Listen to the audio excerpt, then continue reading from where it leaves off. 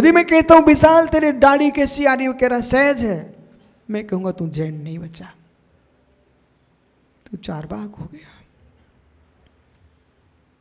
विशाल मंदिर चला गया, क्यों जाऊं, जो पुण्य से मिला द्रव उसको भोगूंगा, मृत्यु गई कौन जानता स्वर्ग मोक्ष।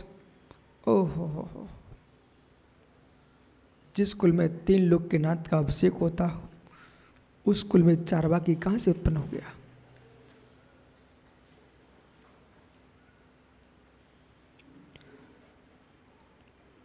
अर्चना उपासना की विधि आप बताओ सारे जगत को। उपासना की विधि बताने के साथ, साधना की विधि बताने के साथ, जब तक वस्तु की विधि नहीं बताओगे तब तक लोग उपासना करते रहेंगे पर उपास्य को नहीं समझ पाएंगे। बेटा दाढ़ी सहज नहीं है,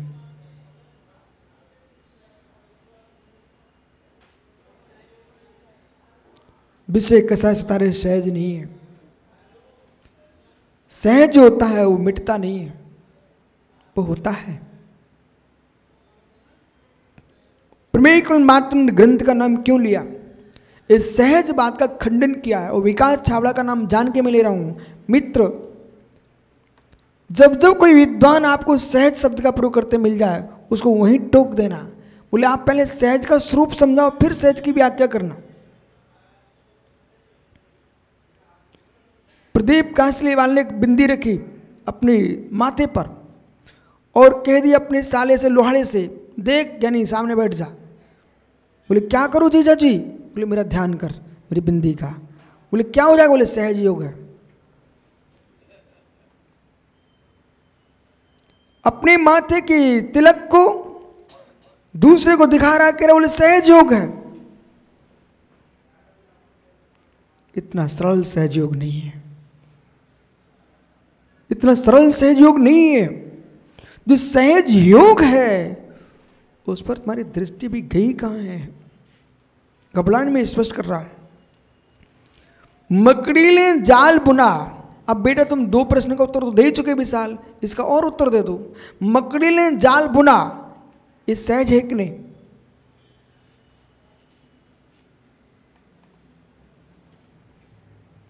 अरे किसने कहा तू बुन?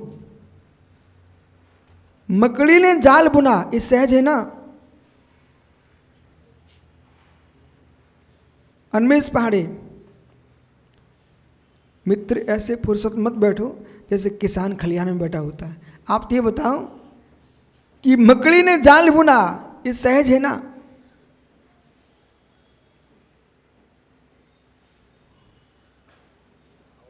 अभिषेक जोशी, पूरे देश में तू घूम रहा ज्योतिष के नाम पर, बोल मकड़ी ने जाल बुना, ये सहज है ना?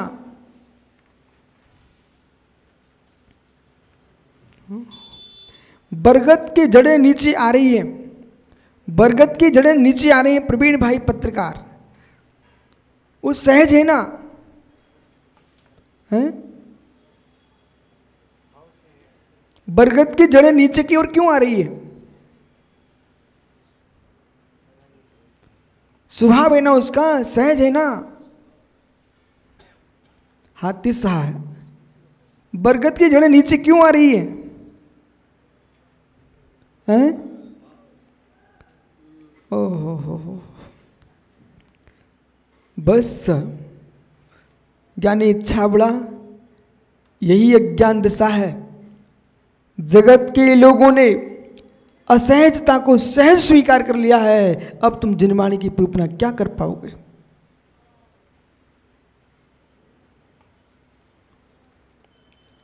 मिस्र को पीने वालों ने, गंदे पानी को पीने वालों ने शहर के पानी की व्याख्या ही नहीं की। खंती में मिश्रित मिट्टी मिश्रित पानी पिया, वो भेद ही नहीं कर पाया कि पानी और मिट्टी अलग है। जो सहज स्वरूप में हाथी साहब वो अलग है। ये जो बरगद की जड़ें नीचे आ रही है, ये सहज एकांतवादियों ने बरगद की जड़ का दृष्टांत दिया। वो बरगद की जड़ नीचे आ रही है। हे मित्र, ये सहज है कि विकार है?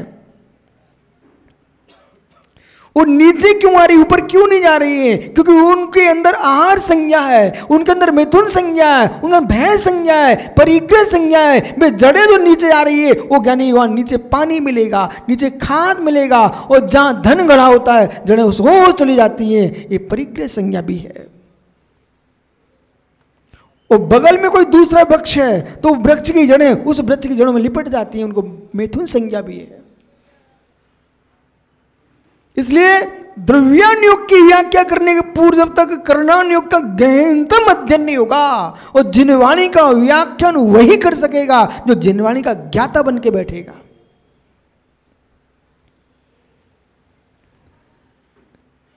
अब मित्र क्या हुआ, जड़ें नीचे क्यों आ रही थी?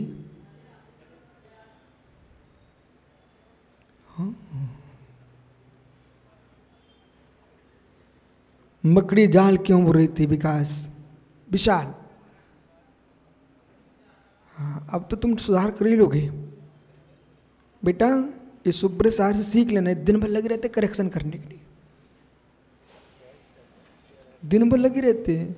मैं तो देख के ही थक जाता हूँ, ये थकते नहीं। एक जिनेंद्र जैन है भोपाल में, ओहो वो आदमी खड़ा खड़ा काम करते रहता है, वो बैठने का मन नहीं करता उसका। तो मित्र, ये मकड़ी का जाल सहज नहीं है, और कभी ऊपर की सहजता देख करके फंस मत जाना।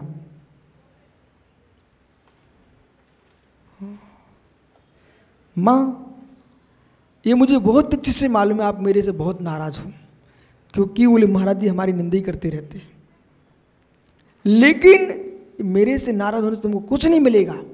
अपने मन से नाराज हो जाओ, ऐसे काम किए क्योंकि वो स्त्री बनना पड़ा।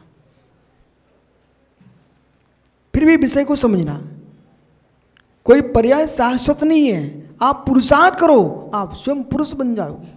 ये सत्य है कि नहीं? और पुरुष ही क्या, तुम भगवान बन जाओगे सब। मैं तो प्राणी मात को ज्ञानी कहता हूं, भगवान आत्मा बोलता। पर सुनो,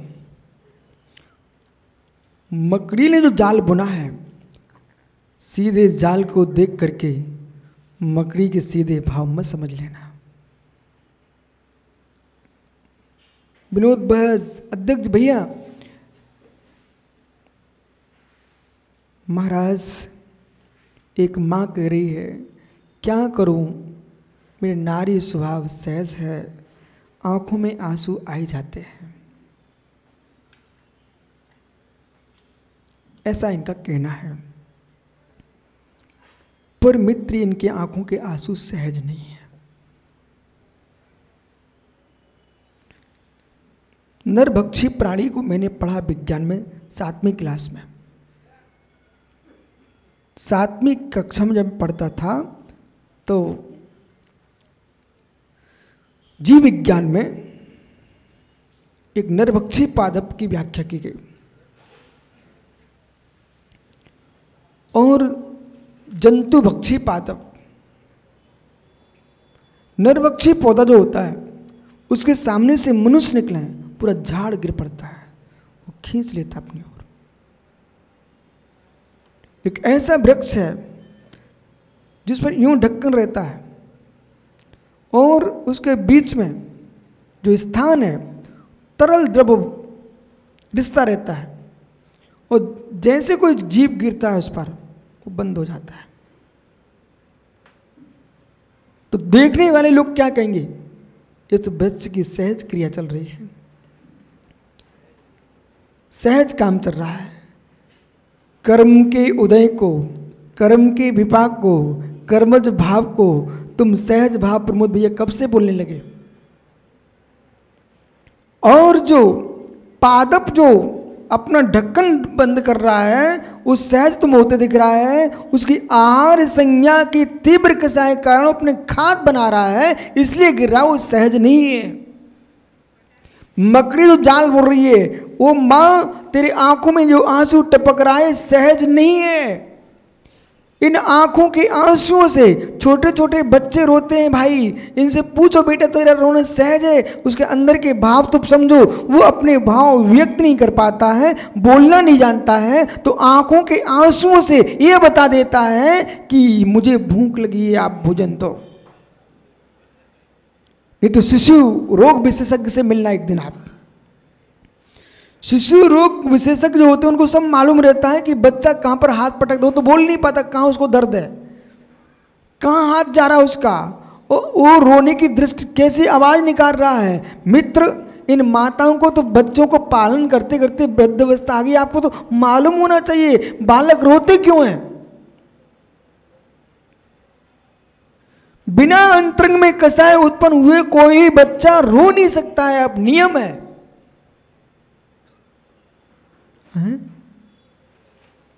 बिना कसाय के कोई रो नहीं सकता और बिना कसाय कोई हंस नहीं सकता है। ये नियम है, नियम, इसको टाल नहीं सकते आप। ये सहज नहीं है, ये कर्मज भाव है। मकड़ी ने जाल क्यों बुना और मां की आंखों में आंसू क्यों गिरे। बच्चा भूख के लिए रोता है तो हे मित्र, भूख एक प्रकार की नहीं होती है, भूख अनेक प्रकार की होती है। आहार संज्ञा की भूख अलग है, भय संज्ञा की भूख अलग है, मिथुन संज्ञा की भूख अलग है, परिग्रह संज्ञा की भूख अलग है। चेहरा पकड़ लिया करो आप। 4 संज्ञा की भूख है और इनसे भी खतरनाक भूख है, खतरनाक भूख है। तो राजू पहाड़े, क्या हो गया राजू पहाड़े, राजू पहाड़े, क्या ताकत, वाह। विकास, मैं कहता जाओ राजू पहाड़े को हाथ पकड़ के उठा के खड़ा कर दो, तो मित्र तुझे ताकत लगाना पड़ती, ताकत लगाना पड़ती। देखा, ये मंत्र है, यहां से मंत्र फूंका, वो अपने आप वहां खड़ा हो गया। आहार संज्ञा छूट जाए, भय संज्ञा छूट जाए, मिथुन संज्ञा छूट जाए, परिग्रह संज्ञा छूट जाए, पर नाम वाली संज्ञा छूटना बहुत कठिन है। बड़े बड़े तपस्वी, सुनील पहाड़े, बड़े बड़े तपस्वी लोग जिन्होंने वर्षों वर्षों से साधना करना प्रारंभ कर दिया, 100 वर्ष 50 वर्ष निकल गए मित्र। यानी आहार छोड़ना सरल है, अन्य संज्ञा छोड़ना सरल है। जो नाम वाली जो संज्ञा है ना, ये बड़ी खोटी है। ये अंतिम समाधि तक कहती है। मेरा पेपर में नाम चल रहा है कि नहीं कि समाधि अच्छी चल रही है हमारी। ओहो, आहार संज्ञा, नाम संज्ञा, नाम लेते ही ओ बड़कुल ज्ञानी नेमी, देखा हाथ जुड़ गए बेचारे के। अन्वेष भाई, एक किशोर पाल नाम का पुरुष वो नहीं आया क्या आज? कितनी छुप के बैठ जाओ ज्ञानी, नाम अपने आप खड़ा कर देता है बराबर। तो ये ध्यान रखना, ऐ विशाल मुमुक्षु बेटा, सारे त्यागियों से कहना आप उपवास कर रहे हो मुझे खुशी है, आप नीरस कर रहे हो मुझे खुशी है, आप एकासन कर रहे हो मुझे खुशी है, पर हे मित्र, ये किसके नाम से कर रहे हो उसका नाम बता दो। विशुद्ध सागर उपास कर रहे ना, तो विशुद्ध सागर महाराज कहते हैं महाराज जी ये विशुद्ध सागर नाम का उपास भी कर लो तो शांति मिलेगी उपास में, नहीं तो वो उपास में उपास रहने नहीं देगा। जब तक विशुद्ध सागर जी को अपने विशुद्ध सागर नाम का उपवास नहीं कर पाएंगे तब तक उपवास हो नहीं सकता है। उपवास यानी उपवास, निज आत्मा के पास वास करना, इसका नाम है उपवास। इसलिए भाई आखिर में गहनतम निर्णय करना पड़ेगा कि जो नाम है वो मात्र हमारे माता पिता ने, हमारे गुरु ने लोक व्यवहार चलाने के लिए रखा है। ये नाम कोई मेरा आत्मभूत द्रव्य नहीं है। वो अधिकांश जितने झगड़े हो रहे हैं, बेचारे लोग मर रहे हैं, आत्महत्या कर रहे हैं, किसके पीछे? श्री स्त्री और नाम। श्री स्त्री और नाम, भैया समझ में आ रहा ना? श्री स्त्री और नाम, जिनने श्री छोड़ दी, स्त्री छोड़ दी, फिर भी प्रदीप भैया बेचारे नाम नहीं छोड़ पाए।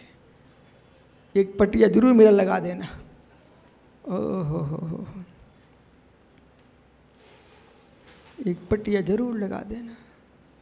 किशोर भाई, सुनील पहाड़े कह रहा पूरे मंदिर में कहीं पटिया नहीं दिख रहा है, एक पटिया जरूर लगा देना। मित्र पसीना झरा झरा करके पैसा कमाया, एक पटिये के लिए पूरा दे जा रहा। कितनी शक्ति है, कितनी शक्ति है। सुनील पाड़े क्या सोच रहे हो, अनिल पाड़े क्या सोच रहे हो, वो मालूम क्या सोच रहा, बाकी सब ठीक मार जो कहने सो कहते रहो, पर बीच में मेरा नाम लेते जाओ। ओहो, रमेश तुम्हारे पीछे कौन बैठा है?